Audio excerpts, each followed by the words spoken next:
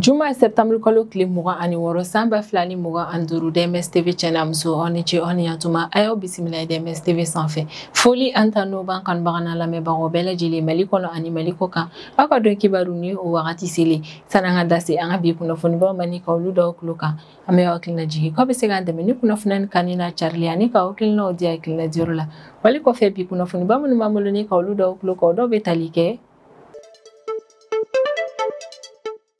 Kasangani AES jamana ni o ye Mali Burkina Faso ale Niger kasangani olu ka délégation yɛrɛ kɔntale New York ni yɛrɛ kofɔlen be États-Unis jamana yɛrɛ kɔnɔna walasa ka se ka taa hu sen do Nations Unies mɔgɔw ka Assemblée générale bishigina yɛrɛ kɔnɔna min ye AES jamanaw yɛrɛ kɔnɔ ka ministre des affaires étrangères olu profiter u ka tagalen yɛrɛ kɔnɔ senfɛ ni ka kuma ɲɔgɔnya tɛmɛ o ni Union africaine président ni ɲɔgɔn cɛ la tarata tɛmɛnen septembre kalo tile 23 san 2025 a yɛrɛla k'a fɔ AES ka ministre des affaires étrangères ni Union africaine président yɛrɛ kɔni kumana fɛn caman yɛrɛ kɔni kan ni o bi tali kɛ faamuyabaliya minnu yɛrɛ kɔni tɛmɛna AES jamanaw ni Union africaine mɔgɔw ɲɔgɔn cɛ la o kuman'o kan ale ni banbaci wale kɛlɛli la Sahel région yɛrɛ kɔni kɔnɔna min ye an ka ministre des affaires étrangères ale ni Union africaine président u ka kumaw yɛrɛ kɔni bolila ni fɛnba ninnu de kan.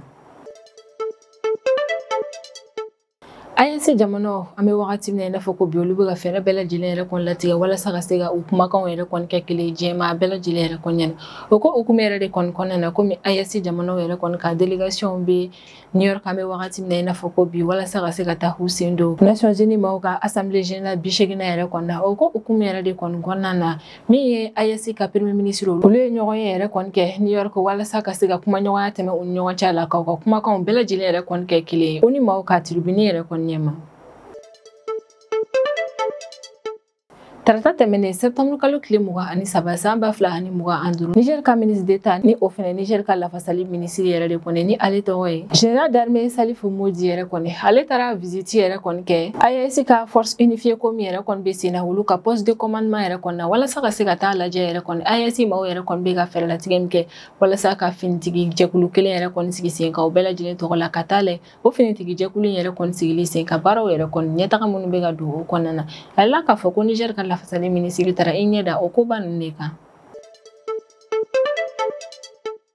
Irusika vice-ministre des affaires étrangères ni o ye Dimitri Lubisky yɛrɛ kɔni ye ale bɛ Ukraine yɛrɛ kɔni ɲaki kosɛbɛ kan bɛ wagati min na fɔ ko bi ko kɛlɛ min yɛrɛ kɔni bɛ ka tɛmɛ Ukraine ni Russie yɛrɛ kɔni ɲɔgɔn cɛ la komi Ukraine ye k'a kɔni bɛ ka taa terroriste dɔw yɛrɛ kɔni recruter ka olu fara a ka jamaw kan walasa ka se ka taa Russie yɛrɛ kɔni kɛlɛ wa a bɛ Ukraine mɔgɔw yɛrɛ kɔni ɲaki kosɛbɛ ko Ukraine yɛrɛ kɔni bɛ ka jugurama dɔ kɛ ni ka ɲɛsin banbaci wale jɛkulu dɔw yɛrɛ kɔni ma farafinna continent kɔnɔna na. Min ye Nicolas Sarkozy ni ale de kɔni kun ye Faransi ka jamana ɲɛmaa ye wagati tɛmɛnenw yɛrɛ kɔni na a yirala k'a fɔ ko kiiritigɛ ko min yɛrɛ kɔni kun bɛ ale kun ka da ka accusé don fɛn caman na ni o dɔw yɛrɛ kɔni ye k'a ka campagne électorale yɛrɛ kɔni na ko Libi jamana maaw yɛrɛ kɔni a financé Nicolas Sarkozy ale accusé don fɛn wɛrɛw la ni o dɔw ye ko a farala jɛkulu dɔw yɛrɛ kɔni kan ŋaniya ɲuman tɛ jɛkulu minnu kɔnɔna na ko wa a ye yuruguyurugu yɛrɛ kɔni fɛnɛ kɛ a yirala k'a fɔ ko kunu alamisa septembre kalo tile 25 san 2025 Paris tribunal correctionnel mɔgɔw yɛrɛ kɔni f'u ka décision yɛrɛ kɔni bɔ Nicolas Sarkozy yɛrɛ kɔni kun kan ni affaire kun yɛrɛ kɔni na hala k'a fɔ ko Paris tribunal correctionnel mɔgɔw yɛrɛ kɔni Nicolas Sarkozy condamné san 5 kaso kɛli la a yirala k'a fɔ ko Nicolas Sarkozy yɛrɛ kɔni condamné san 5 kaso kɛli fɛnɛ la yɛrɛ kɔni kɔfɛ ko min ye Nicolas Sarkozy yɛrɛ kɔni hakɛ min yɛrɛ kɔni bɛ ale yɔrɔ la ka da ka k'a ye jamana kɔnɔden k'a ka o hakɛ nin bɛɛ lajɛlen yɛrɛ kɔni minɛlen don a la ni kunnafoniba nin de b'an bolo kɔrɔ bi an bɛna minnu walawala aw ye bidon kibaru kɔnɔna na. Kasangani Nations Unies mɔgɔw yɛrɛ kɔni ka Assemblée générale kɛli yɛrɛ kɔni New York yɛrɛ kɔni New York fɔlen bɛ États-Unis jamana yɛrɛ kɔni kɔnɔna na kasangani o ko in yɛrɛ kɔni AES ka ministre des affaires étrangères yɛrɛ kɔni olu ni Union africaine président ye ɲɔgɔn ye kɛ ɲɔgɔn ye min yɛrɛ kɔni senfɛ u ye fɛɛrɛ latigɛ ne ka kuma ɲɔgɔnya yɛrɛ kɔni daminɛ ko kura ye AES ni Union africaine mɔgɔw ni ɲɔgɔn cɛla la ale ni ka kuma ɲɔgɔnya tɛmɛ u ni ɲɔgɔn cɛla yɛrɛ kɔni na jɛkulu fila ni yɛrɛ kɔni ka jɛɲɔgɔnyaw la u ka kuma ɲɔgɔnyaw yɛrɛ kɔni bolila kɛrɛnkɛrɛnnenya la banbaci wale kɛlɛli yɛrɛ de kɔni ka farafinna kɔnɔna na AES ka ministre des affaires étrangères ni Abdoulaye Diop o ye Mali ta ye Bakari Yahou Sangare o ye Niger ta ye karamɔgɔ Jean-Marie Traoré ale Burkina Faso ta yɛrɛ kɔni olu ni Union africaine commission président yɛrɛ kɔni ye ɲɔgɔn ye ni o ye Mahmoud Ali Youssouf yɛrɛ kɔni Nations Unies siège la tarata tɛmɛnen septembre kalo tile 23 san 2025 walasa ka se ka kuma ɲɔgɔnya tɛmɛ IEC ale ni Union africaine ni ɲɔgɔn cɛla la. Ɲɔgɔnye in kɛra sababu ye ni jɛkulu fila man bɛɛ lajɛlen yɛrɛ kɔni sera ka kuma ko dɔw yɛrɛ kɔni kan ni o bɛ tali kɛ jɛɲɔgɔnya tɛmɛli la IEC ale ni Union africaine yɛrɛ kɔni ni ɲɔgɔn cɛla la ko kura kara ka i n'a fɔ bɛɛ lajɛlen b'a kalama cogo min ye IEC ni Union africaine mɔgɔw yɛrɛ kɔni ɲɔgɔn faamuyabaliya dɔ tun bɛ olu ni ɲɔgɔn cɛla la. Ɲɔgɔn faamuyabaliya min yɛrɛ kɔni tɛmɛna IEC ni Union africaine yɛrɛ kɔni ni ɲɔgɔn cɛla la o kɛra sababu ye ni kuma ɲɔgɔnya kun tɛmɛnen jɛkulu fila ni ɲɔgɔn cɛla la o kun ka gɛlɛn kosɛbɛ. Wa i n'a fɔ bɛɛ lajɛlen b'a kalama cogo min an bɛ wagati min na i n'a fɔ ko bi IEC jamanaw yɛrɛ kɔni suspendé don ni ka bɔ Union africaine mɔgɔw yɛrɛ kɔni ka ɲɔgɔn ye o bɛɛ la. Jɛɲɔgɔnya tɛmɛli IEC ale ni Union africaine mɔgɔw ni ɲɔgɔn cɛla la o kuma fɛnɛ tɛmɛlen kɔfɛ Union africaine ni IEC ka ministre des affaires étrangères yɛrɛ kɔni kumana kɛrɛnkɛrɛnnenya la lakanako ale ni banbaci wale kɛlɛli yɛrɛ kɔni ma sous région kɔnɔna na. IEC diplomatie ɲɛmaaw yɛrɛ kɔni olu sigin bɛ ni ka min yɛrɛ kɔni makɔnɔ ka bɔ Union africaine mɔgɔw yɛrɛ kɔni yɔrɔ la u ye o bɛɛ lajɛlen yɛrɛ kɔni fɔ Union africaine commission président ye. Bon IEC ka ministre ni yɛrɛ kɔni Union africaine mɔgɔw yɛrɛ kɔni hakilina jigi k'a fɔ ko Union africaine mɔgɔw k'u hakili to a la k'a fɔ ko n'u bɛ décision fɛn fɛn yɛrɛ kɔni ta décision yɛrɛ kɔni kan ka ta ka sanga ni wagatiw kɛcogoya yɛrɛ de kɔni ye. IEC ka diplomatie ɲɛmaa ni yɛrɛ kɔni bɛ Mohamed Ali Yusuf yɛrɛ kɔni fo kosɛbɛ ka da kan ko ni maa kofɔlen yɛrɛ kɔni k'a ye mission dɔ yɛrɛ kɔni wuli Union africaine mɔgɔw yɛrɛ kɔni yɔrɔ la ni ka olu bɛɛ lajɛlen bila ka taa IEC jamanaw kɔnɔna na walasa ka se ka taa u ɲɛ da IEC ka jamana lahalaya yɛrɛ kɔni kan hali ni IEC mago bɛ fɛn mun na ka se ka olu bɛɛ lajɛlen dɔn. Karamɔgɔ Jean-Marie Traoré ni ale de ye Burkina Faso ka ministre des affaires étrangères ale bɛ kuma nin yɔrɔ in na a ka kɔrɔfɔ la ko fili minnu yɛrɛ kɔni bɛ se ka Union africaine mɔgɔw yɛrɛ kɔni sɔrɔ k'a ka kan u ka o fili ninnu yɛrɛ kɔni lakile ni Union africaine mɔgɔw yɛrɛ kɔni talen jamana ninnu kɔnɔna na walasa ka se ka taa u ɲɛ da jamana lahalaya ninnu kan u kana na u ta kɛ maa wɛrɛw ka kuma lamɛnli yɛrɛ kɔni ko ye ɲuman yɛrɛ kɔni min i ka t'i ɲɛ da ko yɛrɛ kɔni ka terrain sanfɛ ko maa minnu bɛ kuma dɔw yɛrɛ kɔni cari IEC jamanaw kan ka sɔrɔ contact tɛ IEC jamana ni olu yɛrɛ kɔni ɲɔgɔn cɛ la ko Union africaine mɔgɔw yɛrɛ kɔni ka u tanga o maa ninnu ka kuma lamɛnli ma k'u ka to ka wuli ni ka taa IEC jamanaw kɔni na walasa ka se ka taa u ɲɛ da kow yɛrɛ kɔni kɛcogoya kan ko banbaci wale ko yɛrɛ kɔni na ko in tɛ Sahel dɔrɔn ɲɛsira la ko banbaci wale ko in yɛrɛ kɔni bɛ farafinna jamanaw bɛɛ lajɛlen de ɲɛsira la ko yɛrɛ de kɔni a ka kan farafinna jamanaw bɛɛ lajɛlen yɛrɛ kɔni ka fara ɲɔgɔn kan ni ka banbaci wale kɛlɛ ɲɔgɔn fɛ ko maa tɛ se ka kuma yɛrɛ kɔni kɛ banbaci wale kan ka sɔrɔ IEC jamanaw tɛ yen nɔ k'ali n'a sɔrɔ IEC jamanaw yɛrɛ kɔni suspendé don an bɛ wagati min na i n'a fɔ ko bi ko min ye Union africaine mɔgɔw yɛrɛ kɔni u man kan tɛ ka kuma IEC jamanaw kan ka sɔrɔ IEC jamanaw tɛ yen nɔ IEC ka diplomatie ɲɛmaa nin yɛrɛ kɔni y'a yira k'a fɔ k'u dusu ma kasilen don kosɛbɛ ka d'a kan ko diɲɛ mɔgɔ tɛ ka jukɔrɔmadon kɛ wa u tɛ ka solidarité kɛ ni ka ɲɛsin IEC jamanaw ma ni o ye Mali Burkina Faso ale Niger yɛrɛ kɔni k'an bɛ wagati min na i n'a fɔ ko bi diɲɛmaaw yɛrɛ kɔni tɛ ka jukɔrɔmadon ɲɛnama kɛ ni ka ɲɛsin jamana saba ninnu ma IEC ka mɔgɔ yɛrɛ kɔni ka kɔrɔfɔ la k'olu kɔni ka faamuya la n'i y'a ye halisa banbaci wale yɛrɛ kɔni bɛ ka continuer Sahel région kɔnɔna na k'o dabɔra maa wɛrɛw sen donni de la ko in na ale ni diɲɛ puissance dɔw yɛrɛ kɔni bɛ yen nɔ olu fɛnɛ kɛ mɛ ni ka banbaci wale maa ninnu jukɔrɔmadon ko wa o diɲɛ puissance minnu yɛrɛ kɔni bɛ ka banbaci wale maaw yɛrɛ kɔni jukɔrɔmadon olu fɛnɛ dɛmɛlen don kosɛbɛ IEC kɛrɛfɛ jamana dɔw yɛrɛ kɔni fɛ ko yɛrɛ de kɔni kɛn bɛ sababu ye n'an bɛ wagati min na i n'a fɔ ko bi banbaci wale in yɛrɛ kɔni bɛ sen na Sahel région kɔnɔna na min ye Union africaine ka commission président yɛrɛ kɔni ale y'a yira k'a fɔ ko IEC ka ministrew yɛrɛ kɔni jɔrɔna ko fɛn fɛn fɔ k'a y'a bɛɛ lajɛlen mɛn wa a b'i hakili to a bɛɛ la wa a bɛ layidu yɛrɛ kɔni ta ko Union africaine maaw yɛrɛ kɔni bɛna na fɛɛrɛ bɛɛ lajɛlen latigɛ walasa u ka texte wale n'u bɛ décision minnu yɛrɛ kɔni ta ka olu bɛɛ lajɛlen yɛrɛ kɔni ni kow yɛrɛ kɔni kɛcogo dalakɛɲɛ ni ɲɔgɔn ye ka d'a kan ko kuma dɔw yɛrɛ kɔni na min bɛ kɛ terrain kan hani i kɔni bɛ décision min ta u tɛ taa ni ɲɔgɔn ye ko yɛrɛ de kɔni na Union africaine maaw bɛna fɛɛrɛ bɛɛ lajɛlen latigɛ walasa k'u ka texte wale n'u ka décision yɛrɛ kɔni dalakɛɲɛ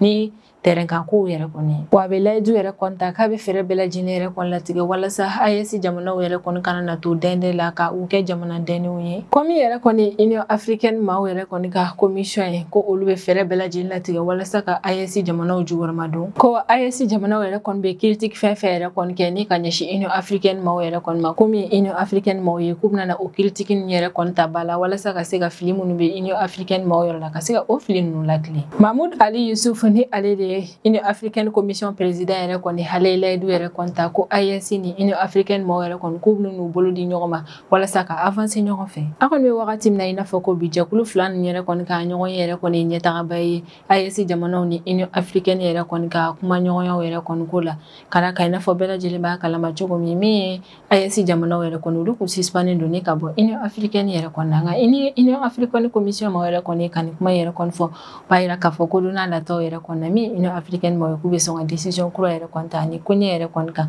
o yɛrɛ de kɔnna maa caman nisɔndiyalen no an bɛ wagati min na fɔ ko bi wa min ye Union africaine mo y'a yira k'a fɔ k'u bɛna na AES jamanaw jukɔrɔma don ko u bɛ fɛɛrɛ bɛɛ lajɛlen yɛrɛ kɔni latigɛ walasa ka se ka AES yɛrɛ kɔni dɛmɛ banbaaci wale kɛlɛli la. Halisa an bɛ to AES jamanaw yɛrɛ kɔni ka tagali ko la New York yɛrɛ kɔni kɔnɔna na walasa ka se ka taa u sen don Nations Unies mɔgɔw ka Assemblée Générale 80nan yɛrɛ kɔnɔna ka sanga ni AES jamanaw yɛrɛ kɔni sen donni ye Nations Unies mɔgɔw ka Assemblée Générale 80nan yɛrɛ kɔnɔna min ye AES Premier Ministre yɛrɛ kɔni olu ye ɲɔgɔn ye kɛ New York yɛrɛ kɔni walasa ka se ka kuma ɲɔgɔnya tɛmɛ u ɲɔgɔn cɛ la ka fɛɛrɛ latigɛ yɛrɛ kɔni ka AES jamanaw yɛrɛ kɔni kanw kɛ kelen ye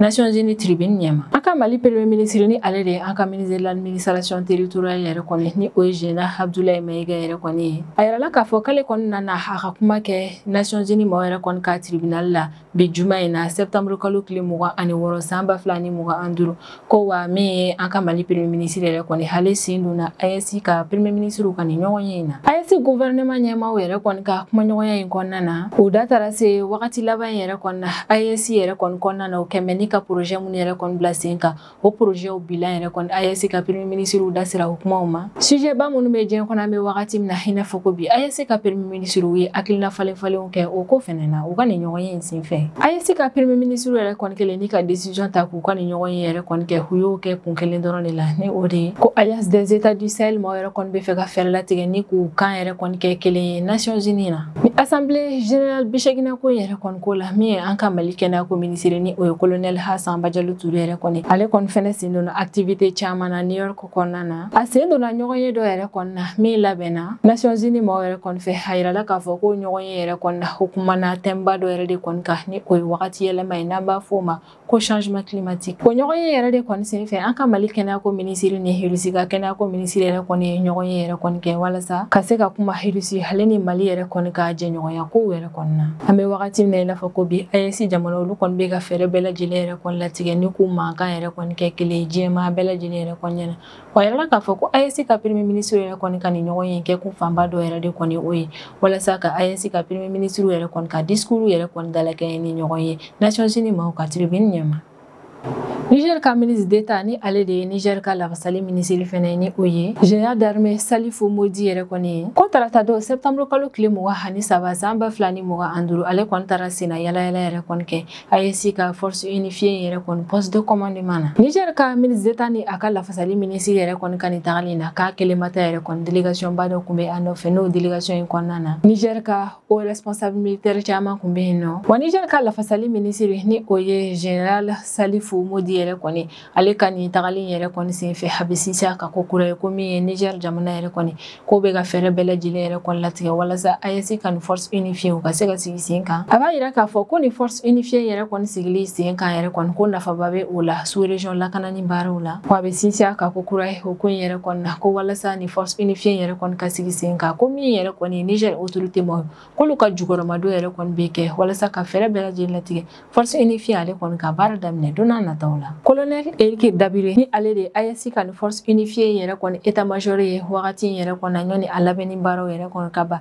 a yirala k'a fɔ k'ale ye délégation man yɛrɛ kɔni kunbɛ cogo ɲuman na wa a b'a yira k'a fɔ ko ni kɔni y'a ye k'a fɔ ko Niger ka autorité maaw yɛrɛ kɔni wulila ni ka u senfa ka taa se AES ka ni force unifiée man yɛrɛ kɔni ka poste de commandement yɛrɛ kɔni na ko b'a yira k'a fɔ ko Niger autorité maaw olu bɛ fɛ ka fɛɛrɛ bɛɛ lajɛlen yɛrɛ kɔni latigɛ walasa AES ka ni force unifiée ka se ka labaara wagati nataw la a bɛ sinsin kan ko AES ka force unifiée sigili baara yɛrɛ kɔni na k'u ye ɲɛtagaba sɔrɔ u la k'u ye baara caman k'a la ka ban ko texte minnu yɛrɛ kɔni bɛ yen nɔ ni AES ka ni force unifiée bɛna sigi o texte minnu yɛrɛ kɔni kun kan ko o texte labɛnni baaraw yɛrɛ kɔni na ko ɲɛtagaba kɛr'o la ko procédure opérationnelle minnu yɛrɛ kɔni nana kɛ walasa ka AES ka ni fintigilakaw ka baaraw yɛrɛ kɔni dalakɛɲɛ ni ɲɔgɔn ye ko u ye ɲɛtaga caman kɛ o fɛnɛ la visite yɛrɛ kɔni bɛ kun cɛ wagati min na Niger ka lafasali ministre ni o ye Général Salifou Modi yɛrɛ kɔni ale ye bilasirali kɛrɛnkɛrɛnnenw yɛrɛ kɔni di AES ka ni force unifiée ɲɛmaaw yɛrɛ kɔni ma walasa AES ka ni force unifiée ni yɛrɛ kɔni ka baara dalakɛɲɛ ni yɛrɛ kɔni ka kɛ ka se ka o améliorer kosɛbɛ a bɛ welemada kɛ ni ka ɲɛsin u ma yɛrɛ kɔni k'u ka dɔ fara u fangaw yɛrɛ kɔni kan walasa AES ka fintigilakaw yɛrɛ kɔni bɛ opération fɛn fɛn kɛ banbaaci walima ni yɛrɛ kɔni kama u ka se ka sebaya sɔrɔ o opération bɛɛ lajɛlen na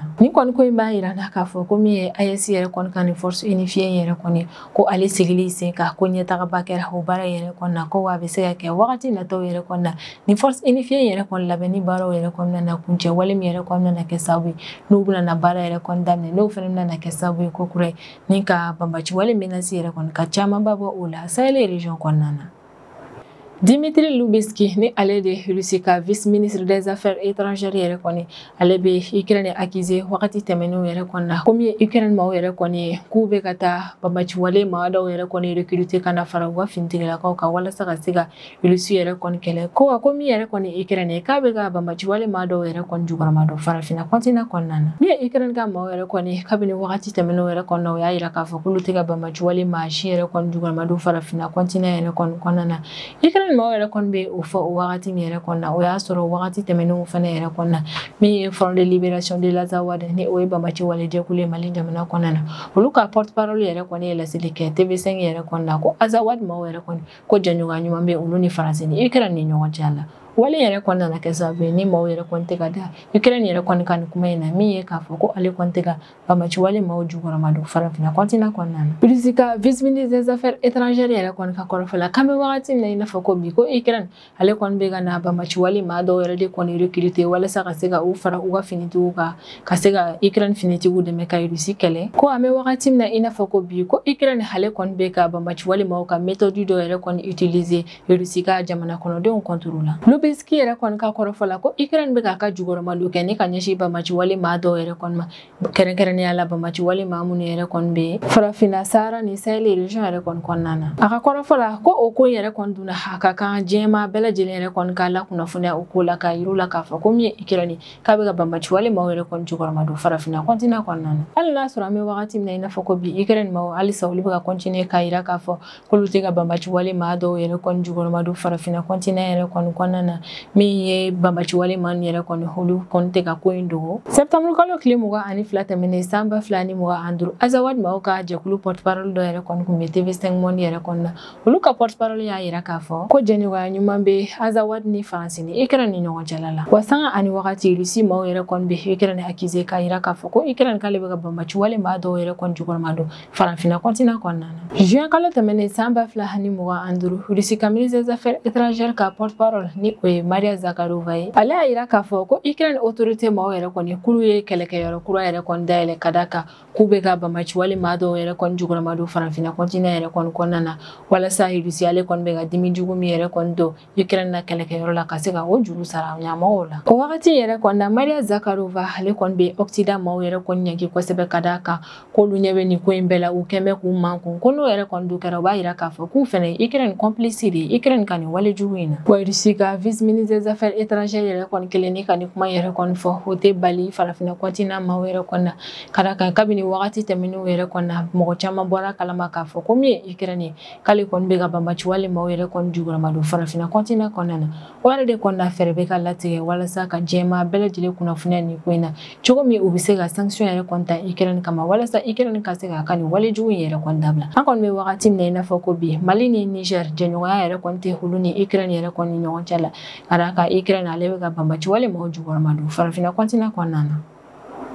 Nicolas Sarkozy ni ale Faransi jamana ɲɛmaa kɔrɔ dɔ yɛrɛ kɔni an bɛ wagati min na i n'a fɔ ko bi ale yɛrɛ kɔni bisigi a bɛ ka k'a la k'a fɔ ko san 2017 wagati k'a ka campagne présidentielle yɛrɛ kɔni na ko min ye Libe ye ko Libe ye a financer o ko in yɛrɛ kɔni na o bisigiyali min yɛrɛ kɔni bɛ ka kɛ o kɛra sababu ye ne ka sɛgɛsɛgɛli baara dɔw yɛrɛ kɔni dayɛlɛ Nicolas Sarkozy yɛrɛ kɔni kun kɔrɔ a bɛ wagati janw yɛrɛ kɔni bɔ kolo alamisa de septembre kalo tile 25 san 2025 Paris tribunal correctionnel maaw yɛrɛ kɔni ye u ka verdict yɛrɛ kɔni de Nicolas Sarkozy ka nin kɛwale in na Nicolas Sarkozy ka nin jugement ko in yɛrɛ kɔni kun kɔnɔna na a kun bɛ ka accuser fɛn caman de la ni o dɔw ye ko yuruguyurugu foroba nafolo détourneli ko maa wɛrɛ ye a ka campagne yɛrɛ kɔni financer ka sɔrɔ sariya ti jɛ ni o ye ale ni ko association de malfaiteurs a yirala k'a fɔ ko Nicolas Sarkozy ale yɛrɛ kɔni kun bɛ ka poursuivre nin délit naani nin yɛrɛ de kɔnɔna na ko nka nin délit naani nin bɛɛ lajɛlen yɛrɛ kɔnɔna min ye juge yɛrɛ kɔni olu y'a yira k'a fɔ k'a nɔ bɛ minɛ délit kelen dɔrɔn yɛrɛ de kɔnɔna ka da ka u ye dalu sɔrɔ o ko la a nɔ minɛna deli kelen min yɛrɛ kɔnɔna o de ye association de malfaiteurs ye Paris tribunal correctionnel ma yɛrɛ kɔni ka kɔrɔfɔ la ko Nicolas Sarkozy yɛrɛ kɔni ko ale kɔni nɔ yera association de malfaiteurs yɛrɛ kɔnɔna ko nka ko min ye yuruku yuruku yɛrɛ kɔni k'u ma dalu yɛrɛ kɔni sɔrɔ min b'a yira k'a fɔ ko a ye o kɛ o yɛrɛ de kɔnɔna a ma condamné o fɛnɛ na Nicolas Sarkozy ale condamné la Paris tribunal correctionnel ma yɛrɛ kɔni fɛ san 5 kaso kɛli la ni affaire ko yɛrɛ kɔni kɔnɔna na franco-libanais dɔ yɛrɛ kɔni fɛnɛ kun poursuivlen don o la ni o ye Ziad Takieddine yɛrɛ kɔni nka yirala k'a fɔ ko ni ma kofɔlen tile damadɔni ɲani procès yɛrɛ kɔni ka kɛ ale fatura o yɛrɛ kɔni kɛra sababu ni procès min yɛrɛ kɔni kun bɛ ale kunkɔrɔ ni ka dankari o procès in na Nicolas Sarkozy condamné kɔfɛ san 5 kaso kɛli yɛrɛ kɔni na ko a ka jamana kɔnɔden hakɛ minnu yɛrɛ kɔni bɛ yen nɔ ko o bɛɛ lajɛlen fɛnɛ bɛ minɛ a la k'a condamné la san 5 kaso kɛli yɛrɛ de kɔni na a ni dépôt à effet différé ni o kɔrɔ de ye ko ɲani kalo kelen ɲɔgɔnna yɛrɛ kɔni cɛ parquet maaw yɛrɛ kɔni bɛna na a wele walasa don min Nicolas Sarkozy yɛrɛ kɔni bɛna datugu ka se ka o kunnafoniya da a tulo kan b'a yira k'a fɔ k'an bɛ wagati min na i n'a fɔ ko bi Nicolas Sarkozy ale kɔni datugulen tɛ a labilalen don fɔlɔ fo kalo kelen ka tɛmɛ nin yɛrɛ de kɔni kan min ye parquet maaw ye u bɛna na ni maa kofɔlen wele walasa k'a datuguli don fɔ a ɲɛna wala de kɔni an bɛ aw la kunnafoniya ko min kɔni Nicolas Sarkozy k'ale kɔni ka jugement yɛrɛ kɔni kuncɛra alamisa don septembre kalo tile 25 san 2025 ko juge yɛrɛ kɔni y'a condamné san 5 kaso kɛli la ko wa a ka jamana kɔnɔden hakɛ o bɛɛ lajɛlen yɛrɛ kɔni minɛlen don a la nka min Nicolas Sarkozy ale kɔni tɛna na girinni ka taa kaso yɛrɛ kɔni na k'an bɛ wagati min na i n'a fɔ ko bi a kɔni labilalen bɛna to nka kalo kelen nin kɔfɛ yɛrɛ kɔni parquet maaw bɛna na a wele walasa k'a datuguli don kunnafoniya da a tulo kan ni ne bɛ dan sigi an ka bidon kibaru la an b'an kanubaga n'a lamɛnbagaw bɛɛ lajɛlen fo Mali kɔnɔ ani Mali kɔ kan an bɛ aw hakilina jigin k'aw bɛ se k'an dɛmɛ ni kunnafoniya ni kanni n'a carili ani k'aw hakilinaw di hakilina diyɔrɔ la wale kɔfɛ an b'a fɔ ɲɛna ko aw k'an bɛn a ɲɔgɔnna wɛrɛ ma